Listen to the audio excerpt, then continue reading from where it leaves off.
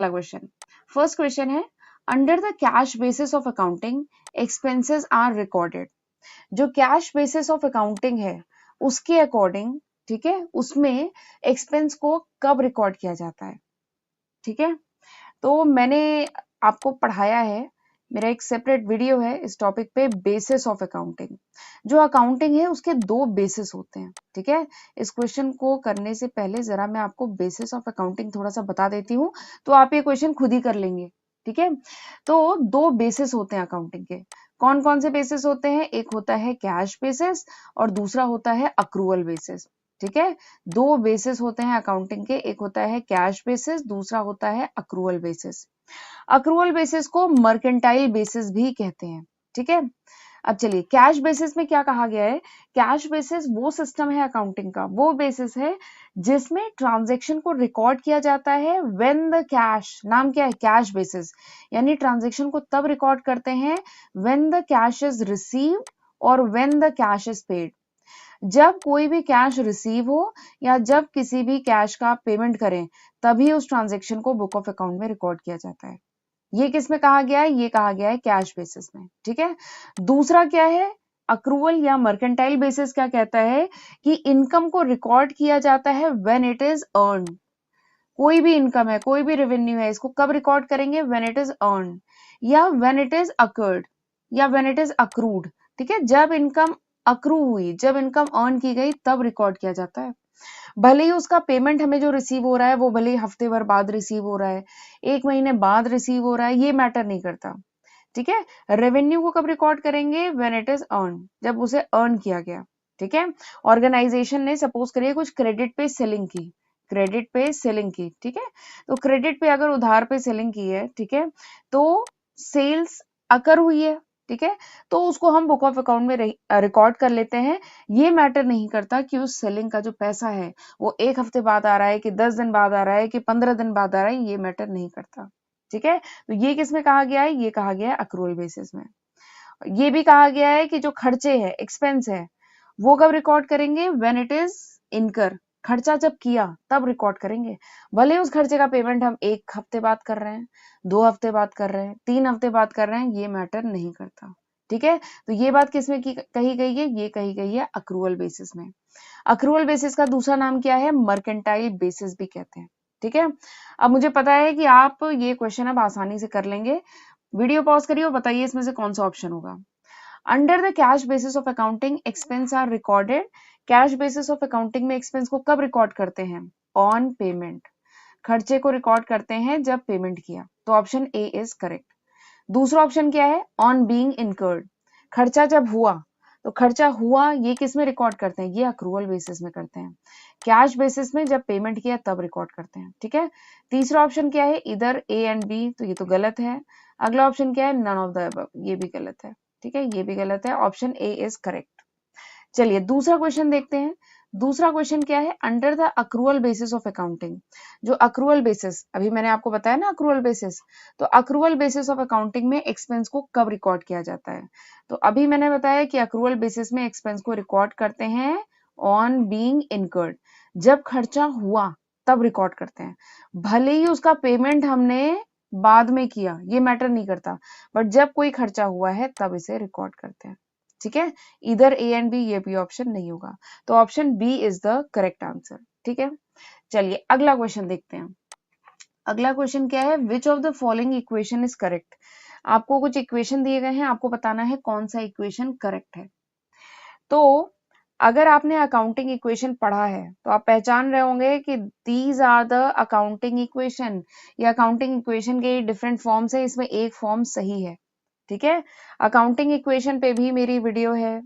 अगर आपको accounting equation का कॉन्सेप्ट नहीं क्लियर है तो पहले वो वीडियो देख सकते हैं। ठीक है, अकाउंटिंग इक्वेशन बेसिकली क्या होता है? ये एक मैथमेटिकल इक्वेशन है, या कह लीजिए मैथमेटिकल एक्सप्रेशन है, जो शो करता है कि asset is equals to liability. ठीक है, अकाउंटिंग इक्वेशन क्या है? अकाउंटिंग इक्वेशन एक मैथमेटिकल एक्सप्रेशन है या मैथमेटिकल इक्वेशन है, जो शो करता है कि एसेट लायबिलिटी के क्या होता है? बराबर। This is accounting equation. ठीक है, बट अब आप सोच रहे होंगे कि ये तो कुछ कैपिटल भी इसमें लिखा हुआ है और मैंने तो इसमें अभी कैपिटल कहा ही नहीं है। तो अभी मैं थोड़ा सा ये जो बेसिक जो अकाउंटिंग इक्वेशन है वो यही है, ठीक है। लेकिन अभी इसका मैं थोड़ा सा और इसका एक्सटेंडेड फॉर्म बताती हूँ। देखिए, अकाउंटिंग इक्वेशन में कहा है कि एसेट लायबिलिटी के बराबर होते हैं, ठीक है। लायबिलिटी मतलब टोटल क्लेम, ठीक है। अभी जो टोटल क्लेम होता है ये दो टाइप का होता है, या कह लीजिए लायबिलिटी दो टाइप की है। एक है इंटरनल लायबिलिटी। इंटरनल लायबिलिटी मतलब जो प्रोपराइटर है, जो ओनर है, उसने जो पैसा दिया है ऑर्गेनाइजेशन में, वो क्या हुआ, इंटरनल लायबिलिटी, ठीक है। तो उसको हम क्या कहते हैं, उसको हम कैपिटल कहते हैं ना। ओनर ने जो पैसा दिया है बिजनेस में, हम उसको कैपिटल कहते हैं। और दूसरा आउटसाइड लायबिलिटी। आउटसाइड लायबिलिटी यानी जो बाहर के जो क्रेडिटर्स हैं, उनको जो पैसा देना है, दैट इज आउटसाइड लायबिलिटी। तो हम इसको सिंपली लायबिलिटी ही कहेंगे, ठीक है। तो यानी इक्वेशन को अगर मैं और एक्सटेंड करूं तो इक्वेशन क्या बन गया, asset is equals to capital plus liability बन गया। बेसिक इक्वेशन है कि एसेट और लायबिलिटी बराबर होते हैं। फिर इसको थोड़ा सा एक्सटेंड किया तो इक्वेशन क्या बन जाता है, इक्वेशन बनता है asset is equals to capital plus liability, ठीक है। मैंने आपको ये इसलिए बताया कि इसको रटने की कोशिश मत करिएगा। अकाउंटिंग इक्वेशन में बच्चे कंफ्यूज हो जाते हैं। एसेट तो कोई बोलता है asset plus capital equals to liability, कोई कहता है asset minus liability equals to capital. तो इसमें कंफ्यूज मत होइए। अगर डेरिवेशन पता है तो आप निकाल सकते हैं। बेसिक क्या है, एसेट लायबिलिटी के बराबर होता है। एसेट तो केवल एक ही टाइप का है, लेकिन लायबिलिटी दो टाइप की, इंटरनल और एक्सटर्नल। इंटरनल मतलब कैपिटल, एक्सटर्नल मतलब लायबिलिटी। तो पूरा इक्वेशन क्या बना, पूरा इक्वेशन बना asset equals to capital plus liability, ठीक है।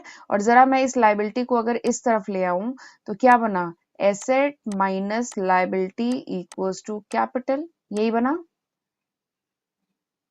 ये जो इक्वेशन है asset equals to capital plus liability, ये देखिए ये क्या है, asset equals to capital plus liability. जब मैं लायबिलिटी को लेफ्ट हैंड साइड ले आऊं तो इक्वेशन क्या बना, asset minus liability equals to capital, ये इक्वेशन बना।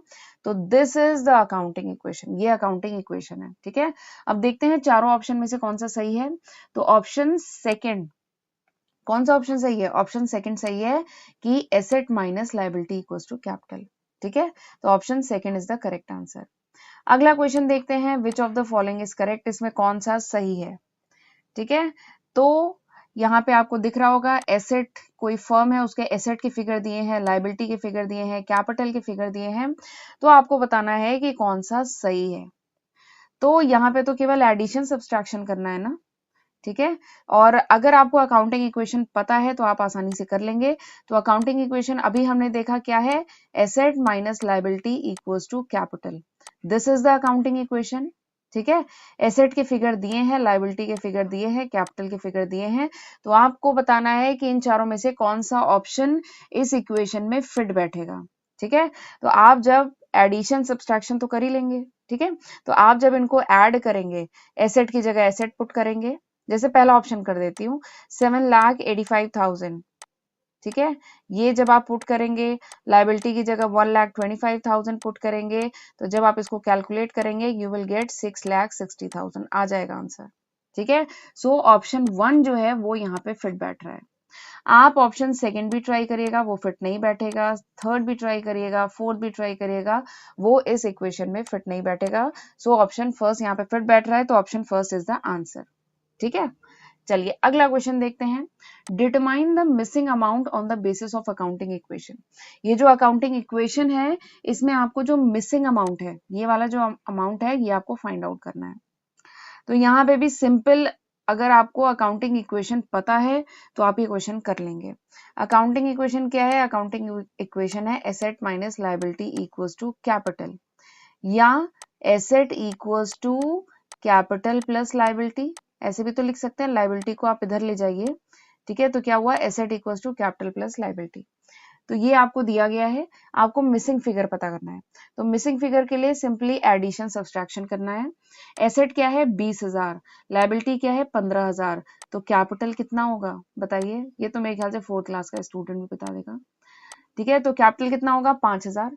तो एसेट और लेफ्ट हैंड साइड इक्वेशन का और राइट हैंड साइड इक्वेशन का बराबर हो गया, तो आंसर क्या होगा 5,000। अगला देखते हैं, इधर क्या है, इधर मिसिंग है फिगर, इधर क्या है 5,000 कैपिटल है, सॉरी 5,000 लायबिलिटी है, 10,000 कैपिटल है। तो एसेट कितने के होंगे, एसेट होंगे 15,000। क्यों 15,000 के होंगे? क्योंकि ये है अकाउंटिंग इक्वेशन, यहाँ पे लेफ्ट हैंड साइड और राइट हैंड साइड इक्वेशन का बराबर होता है। ठीक है, अगला थर्ड क्या है?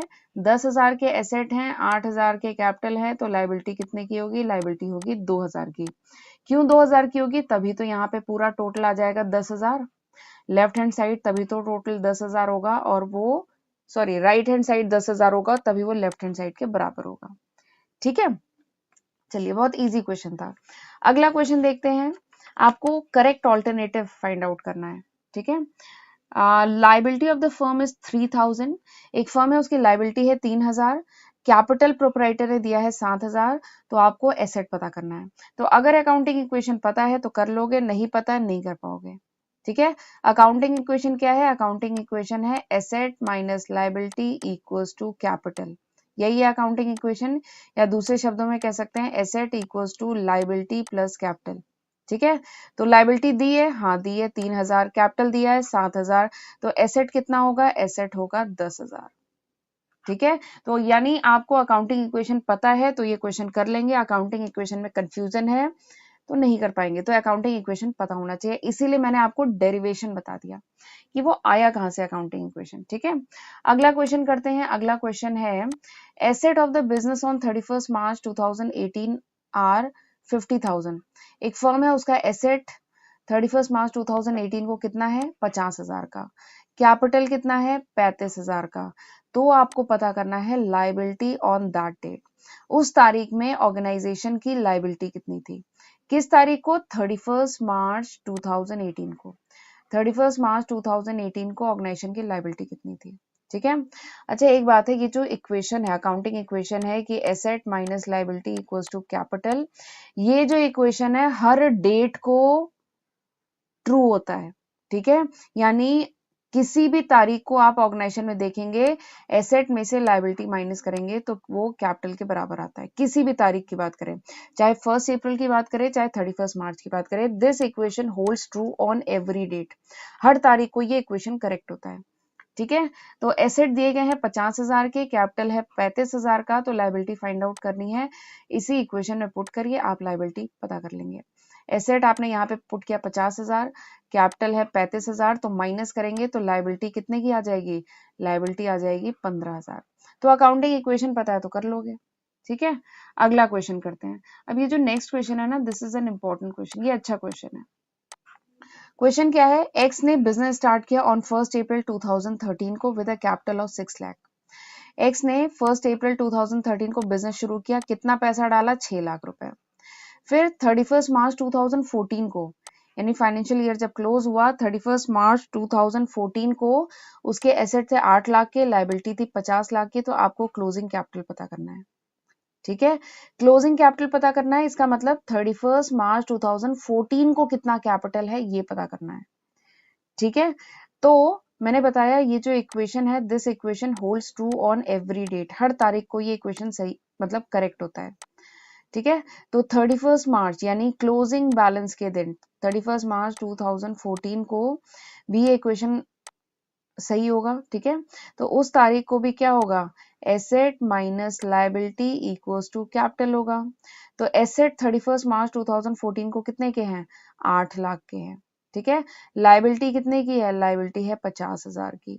तो दोनों को माइनस करिए तो आपका आ जाएगा 7,50,000, यानी 31 मार्च 2014 को ऑर्गेनाइजेशन का जो क्लोजिंग बैलेंस था वो कितना था? वो था 7,50,000। ठीक है, so option first is correct. Right, यहाँ पर ये जो ओपनिंग कैपिटल दिया है 1 अप्रैल को जब प्रोप्राइटर ने बिजनेस शुरू किया, तब भले ही चाहे जितना कैपिटल दिया हो, ठीक है, यहाँ पे उसको नहीं कंसीडर करेंगे, यहाँ पे पूछा गया है क्लोजिंग कैपिटल।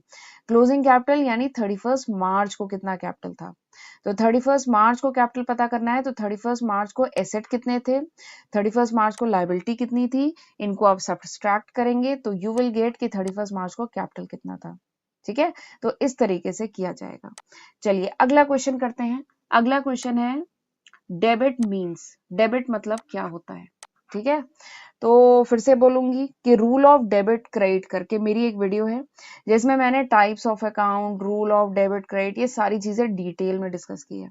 ठीक है, तो अगर कॉन्सेप्ट क्लियर है रूल ऑफ डेबिट क्रेडिट। तो बहुत अच्छी बात है, नहीं कॉन्सेप्ट क्लियर है तो एक बार वो वीडियो देख सकते हैं। तो डेबिट और क्रेडिट का क्या मतलब है, तो आपको बता दूं, डेबिट और क्रेडिट का एज सच कुछ भी मतलब नहीं होता है। It does not have any meaning, इसका कोई मतलब नहीं होता है।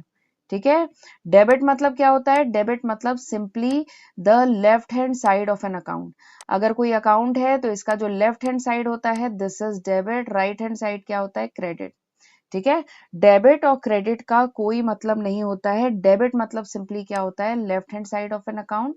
क्रेडिट मतलब क्या होता है, right hand side of an account.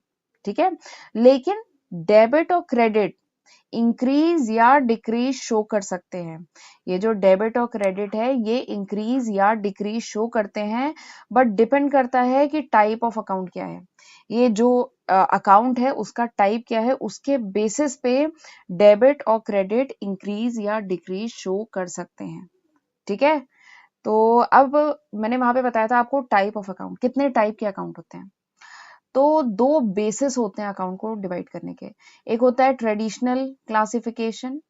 ठीक है, ट्रेडिशनल क्लासिफिकेशन के अकॉर्डिंग अकाउंट तीन टाइप के होते हैं। कौन कौन से, बताइए कौन कौन से अकाउंट होते हैं। तीन टाइप के अकाउंट होते हैं, एक होता है पर्सनल अकाउंट, एक होता है रियल अकाउंट और एक होता है नॉमिनल अकाउंट। ठीक है, तो अकाउंट्स को अगर डिवाइड करना है तो दो तरीके हैं, दो बेसिस दिए गए हैं क्लासिफिकेशन के। एक बेसिस है जिसके अकॉर्डिंग अकाउंट तीन टाइप का होता है। ठीक है, फिर एक दूसरा बेसिस भी मैंने बताया था जिसके अकॉर्डिंग अकाउंट पांच टाइप के होते हैं। ठीक है, तो पांच टाइप के जो अकाउंट होते हैं वो कौन कौन से होते हैं, पांच टाइप के अकाउंट। ठीक है, तो ये कौन कौन से होते हैं, एक होता है एसेट अकाउंट। ठीक है, एक होता है लायबिलिटी अकाउंट, एक होता है कैपिटल अकाउंट, एक होता है एक्सपेंस अकाउंट। ठीक है, एक होता है इनकम अकाउंट। ठीक है, तो मॉडर्न क्लासिफिकेशन के अकॉर्डिंग पांच टाइप के अकाउंट होते हैं। कौन कौन से, asset account, liability account, capital account, expense account और इनकम कहिए चाहे कहिए रेवेन्यू अकाउंट। ठीक है, तो ये पांच टाइप के अकाउंट होते हैं। तो ये सारी चीजें मैंने डिटेल में उस लेक्चर में डिस्कस की है, आप एक बार देख सकते हैं। तो वहां पर मैंने बताया था कि एसेट अकाउंट, अगर एसेट अकाउंट है, ठीक है, तो एसेट अकाउंट अगर इंक्रीज हो रहा है तो हम उसे क्या करते हैं, उसे हम करते हैं डेबिट। ठीक है, और एसेट अकाउंट अगर डिक्रीज हो रहा है तो उसे हम करते हैं क्रेडिट। ठीक है, और अगर लायबिलिटी अकाउंट है तो लायबिलिटी अकाउंट इसका जस्ट अपोजिट हो जाएगा। लायबिलिटी अकाउंट अगर डिक्रीज हो रहा है तो हम इसको करते हैं डेबिट, और इंक्रीज हो रहा है तो उसको करते हैं क्रेडिट। ठीक है, और अगर कैपिटल अकाउंट की मैं बात करूं तो कैपिटल अकाउंट एकदम लायबिलिटी अकाउंट की तरह होता है कि अगर कैपिटल अकाउंट डिक्रीज हो रहा है तो हम उसको करते हैं डेबिट, अगर इंक्रीज हो रहा है तो उसको हम करते हैं क्रेडिट। ठीक है, तो ये सारी चीजें मैंने डिटेल में उस लेक्चर में डिस्कस की है। तो यहाँ पे मैंने आपको थोड़ा सा बता दिया ताकि इसका सॉल्यूशन आप खुद कर सकें। तो अब बताइए डेबिट मतलब क्या है। डेबिट मतलब increase in an asset, increase in an liability, decrease in an asset और इंक्रीज इन प्रोप्राइटर कैपिटल। तो चलिए देखते हैं डेबिट मतलब क्या है। Increase in liability, increase in liability तो देखिए यहाँ पे क्या है, इंक्रीज इन लायबिलिटी तो क्रेडिट होता है, इंक्रीज इन लायबिलिटी क्रेडिट होता है। ठीक है, और प्रोप्राइटर की इक्विटी अगर इंक्रीज हो रही है तो वो भी क्रेडिट होता है, अगर एसेट डिक्रीज हो रहे हैं तो वो भी क्रेडिट होता है। तो डेबिट मतलब क्या होता है, डेबिट मतलब होता है इंक्रीज इन एन एसेट। ठीक है, तो ऑप्शन 1 इज करेक्ट। अगला क्या है क्वेश्चन, क्रेडिट मतलब क्या होता है। तो क्रेडिट मतलब आप यहाँ पे मैंने ये आपको थोड़ा सा रूल बताया, तो यहाँ से देख करके आप बताइए आंसर क्या होगा। तो क्रेडिट मतलब होता है इंक्रीज इन एन एसेट। क्या इंक्रीज इन एन एसेट होता है, तो increase in an asset is debit. ठीक है, तो ये ऑप्शन नहीं होगा। इंक्रीज इन लायबिलिटी, तो ये this is the answer. Credit मतलब क्या होता है, इंक्रीज इन लायबिलिटी। ठीक है, तो option B is correct. Decrease in liability, तो डिक्रीज इन लायबिलिटी डेबिट होता है। ठीक है, तो ये ऑप्शन नहीं है। डिक्रीज इन प्रोप्राइटर्स इक्विटी, तो decrease in proprietor equity debit होता है। तो क्रेडिट क्या होता है, क्रेडिट अगर लायबिलिटी बढ़ रही हो तो हम क्या करते हैं, क्रेडिट। ठीक है, और एसेट अगर बढ़ रहा हो तो हम क्या करते हैं, डेबिट, और अगर लायबिलिटी बढ़ रही हो तो हम क्या करते हैं, क्रेडिट। ठीक है, चलिए आगे बढ़ते हैं। अगला क्वेश्चन क्या है, अगला क्वेश्चन है ledger is called a book of. Ledger को क्या कहा जाता है, it's a book of primary entry, secondary entry, final entry और नन ऑफ दीज। तो जब मैंने लेजर पढ़ाया था तो वहां पे मैंने बताया था कि ledger is called a book of answer क्या होगा? Ledger is called a book of final entry. जो लेजर है उसको कहा जाता है it is a book of final entry. क्यों? क्योंकि जितने भी ट्रांजेक्शन हैं जो आपने जर्नल में रिकॉर्ड किए हैं उनको फाइनली पोस्टिंग उनकी की जाती है, उनको ट्रांसफर किया जाता है जर्नल से। कहाँ पे? जर्नल से ट्रांसफर किया जाता है लेजर में। ठीक है, तो फाइनली एंट्री कहाँ ट्रांसफर की जाती है? जर्नल से लेजर में की जाती है, उनकी पोस्टिंग की जाती है। तो इसीलिए ledger is called the book of final entry. Ledger को कहा जाता है it is a book of final entry. Ledger जो है ना वो सबसे important, most important book of account है। ये जो लेजर है this is the most important book of account. क्यों? क्योंकि जो ट्रायल बैलेंस हम बनाते हैं, जो हम ट्रायल बैलेंस बनाते हैं वो हम लेजर से ही बनाते हैं। ठीक है, जो ट्रायल बैलेंस बनाते हैं वो हम लेजर से ही बनाते हैं, और आगे चल के ट्रायल बैलेंस से ही जितने भी फाइनेंशियल स्टेटमेंट्स हम बनाते हैं, अकाउंट्स में जितने भी फाइनेंशियल स्टेटमेंट बनाते हैं, जैसे ट्रेडिंग अकाउंट, ठीक है, जैसे पीएल अकाउंट, जैसे बैलेंस शीट, ठीक है, हम जितने भी फाइनेंशियल स्टेटमेंट्स बनाते हैं वो हम कहाँ से बनाते हैं? वो हम बनाते हैं ट्रायल बैलेंस से। और ट्रायल बैलेंस कहाँ से बनता है? ट्रायल बैलेंस बनता है लेजर से। ठीक है, इसीलिए लेजर को कहा जाता है principal book of account. Ledger को क्या कहा जाता है? Principal book of account. Principal मतलब most important, it is the most important book of account. ठीक है, लेजर। तो ledger is called a book of final entry, क्योंकि फाइनली ट्रांजेक्शन जर्नल के बाद लेजर में यहीं पे रिकॉर्ड किए जाते हैं। ठीक है, चलिए अगला क्वेश्चन देखते हैं। Ledger account is prepared from. Ledger account कहाँ से प्रिपेयर किया जाता है? तो ये तो मैंने अभी बताया। क्या इवेंट से प्रिपेयर किया जाता है? नहीं। ट्रांजेक्शन से प्रिपेयर किया जाता है? नहीं। कहाँ से प्रिपेयर किया जाता है? जर्नल से। सबसे पहले ट्रांजेक्शन जर्नल में रिकॉर्ड किए जाते हैं और उसके बाद उनकी पोस्टिंग की जाती है लेजर में। राइट, चलिए अगला क्वेश्चन देखते हैं। The trial balance shows. Trial balance क्या शो करता है? तो यहाँ पे 3 ऑप्शन दिए गए हैं, बट उन ऑप्शन को पढ़ने से पहले मैं थोड़ा सा आपको ट्रायल बैलेंस के बारे में बता देती हूँ। तो ट्रायल बैलेंस क्या है? ट्रायल बैलेंस प्रिपेयर किया जाता है आफ्टर लेजर। सबसे पहले अकाउंटिंग में क्या बनाते हैं? सबसे पहले अकाउंटिंग में हम बनाते हैं, बताइए क्या बनाते हैं? सबसे पहले अकाउंटिंग में हम रिकॉर्ड करते हैं ट्रांजेक्शन जर्नल में। ठीक है, ये मेरी राइटिंग अच्छी नहीं बन रही है। तो सबसे पहले ट्रांजेक्शन जो है जर्नल में रिकॉर्ड करते हैं, उसके बाद ट्रांजेक्शन की पोस्टिंग कहाँ की जाती है? उसके बाद ट्रांजेक्शन की पोस्टिंग की जाती है लेजर में। ठीक है, और उसके बाद लेजर से हम क्या बनाते हैं? लेजर के बाद हम बनाते हैं ट्रायल बैलेंस। ठीक है, और फिर उसके बाद ट्रायल बैलेंस से बनता है जितने भी फाइनेंशियल स्टेटमेंट हैं, trading account, PL account, balance sheet, वो उसके बाद बनता है। ठीक है, तो ये मैं आपको बता रही थी। तो जितने भी ट्रांजेक्शन है जर्नल के बाद आपने सारे ट्रांजेक्शन की पोस्टिंग कर दी लेजर में। ठीक है, फिर आप क्या करते हैं? लेजर अकाउंट को बैलेंस करते हैं। लेजर अकाउंट बना लिया, फिर लेजर अकाउंट को बैलेंस करेंगे।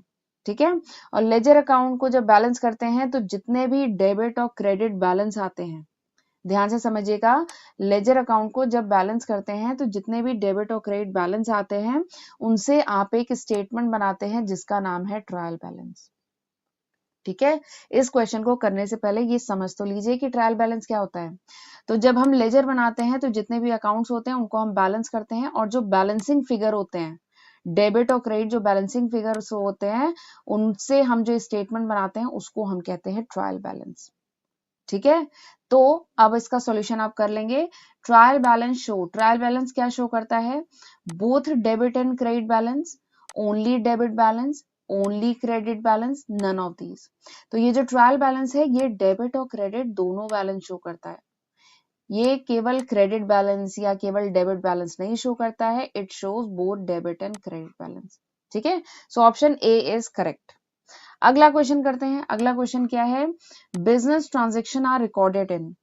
तो जो बिजनेस ट्रांजेक्शन है उन्हें क्या हम वीकली रिकॉर्ड करते हैं, या महीने के अंत में रिकॉर्ड करते हैं, या क्रोनोलॉजिकल ऑर्डर में रिकॉर्ड करते हैं, या एनी ऑफ दीज? तो जितने भी बिजनेस ट्रांजेक्शन है मैं बता चुकी हूँ, it is recorded in chronological order. Chronological order मतलब क्या होता है? ऑर्डर ऑफ अकरेंस, यानी जिस सीक्वेंस में कोई भी ट्रांजेक्शन अकर कर रहा है उस सीक्वेंस में ट्रांजेक्शन को रिकॉर्ड किया जाता है बुक ऑफ अकाउंट में। ठीक है, चलिए अगला क्वेश्चन देखते हैं। अगला क्वेश्चन है ledger is a book in which. Ledger वो बुक है जिसमें real and nominal account maintain किए जाते हैं, real and personal account maintain किए जाते हैं, कि रियल, पर्सन एंड नॉमिनल तीनों मेंटेन किए जाते हैं। तो ledger is a book in which all 3 types of account are maintain. Ledger वो बुक है जिसमें तीनों टाइप के अकाउंट भी मेंटेन किए जाते हैं। क्यों केवल रियल या नॉमिनल को किया जाएगा, या क्यों केवल रियल या पर्सनल को किया जाएगा? हमने पढ़ा है अकाउंट 3 टाइप के होते हैं और तीनों टाइप के अकाउंट लेजर में हम मेंटेन करते हैं। ठीक है, तो यहां तक समझ में आया, यानी option C is the correct answer. ठीक है, तो ये था हमारा last question. So this was the last question of this lecture. ये आज का आखिरी क्वेश्चन था मेरे लेक्चर का, और मैं उम्मीद करती हूँ आज जो मैंने क्वेश्चन कराए वो आपको अच्छे से समझ में आए होंगे। मुझे कमेंट सेक्शन में जरूर बताइएगा। अगर आप नहीं बताएंगे तो मुझे कैसे पता चलेगा कि इज दिस लेक्चर और video was useful for you और नॉट। सो कीप कमेंटिंग, और अगर वीडियो यूजफुल लगे ना तो इसको लाइक करना मत भूलिएगा। सो चलिए लेक्चर आज का मैं वाइंड अप करती हूँ। सो this was all about this lecture. Have a good day and God bless you. अपना ध्यान रखिएगा। सी यू इन नेक्स्ट लेक्चर।